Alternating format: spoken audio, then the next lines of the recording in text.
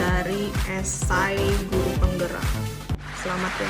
Dan sekarang mungkin sedang deg-degan karena harus siap-siap mengikuti tes ngajar dan juga wawancara.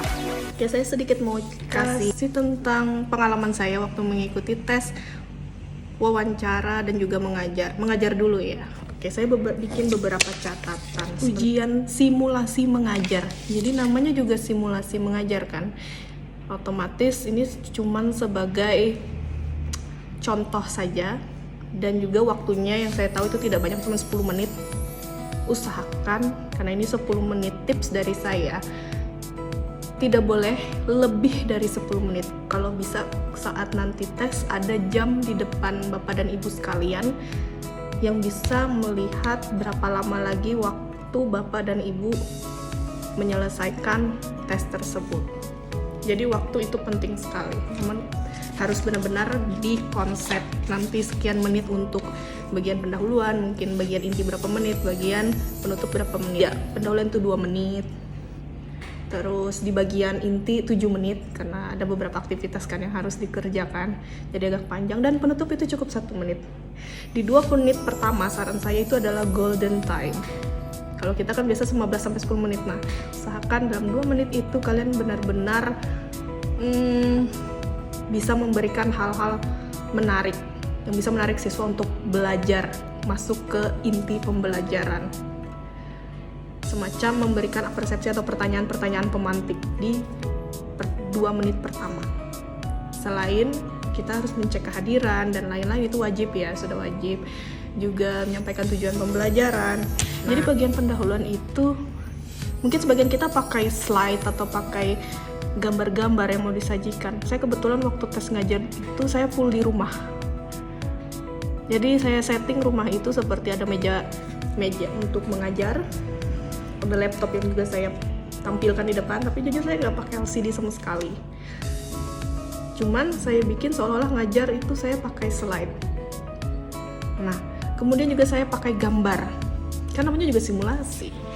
Gambar itu saya tempelkan di belakang, di dinding terlebih dahulu sebelum saya ngajar.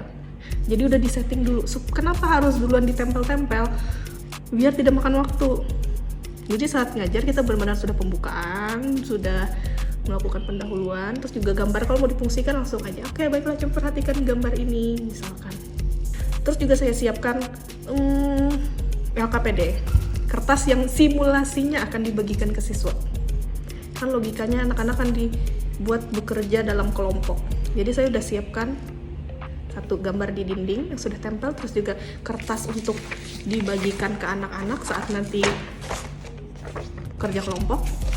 Misalkan gini, karena waktunya itu terbatas, misalkan di bagian inti, kita sering minta anak-anak ngerjakan tugas kan. Tipsnya gini, anggap saja ini kita minta mereka untuk mengerjakan suatu tugas itu, berdiskusi dalam waktu 30 menit. Kasih tugasnya gini. Oke anak-anak, sekarang kalian akan berdiskusi tentang ini. Ibu kasih waktu 30 menit. Silahkan dikerjakan. Misalkan gitu ya. Tunggu aja, setelah kalian beri instruksi, kasih jeda mungkin 3 detik sampai 5 detik. Baru kalian bilang, oke, 30 menit sudah berlalu. Bagaimana?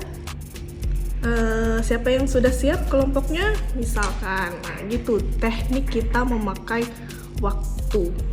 Jadi tidak mesti kita harus, misalkan Ibu kasih waktu 10 menit, benar-benar ditunggu 10 menit. Jangan, kita simulasi saja. Jadi seperti itu untuk mengatur waktu. Terus, karena saya guru bahasa Inggris, saya diminta mengajar itu 20% saja pakai bahasa Inggris, 80% bahasa Indonesia. Nah, ini jaga baik-baik. Saya sempat di stop waktu itu karena mengajarnya hampir berapa persen banyak bahasa Inggrisnya. Jadi mereka minta agar bahasa Indonesia. Dan mereka sebenarnya melihat cara kita mengajar, cara kita mengaktifkan siswa kita. Demikian video dari saya. Terima kasih sudah menonton. Semoga bermanfaat.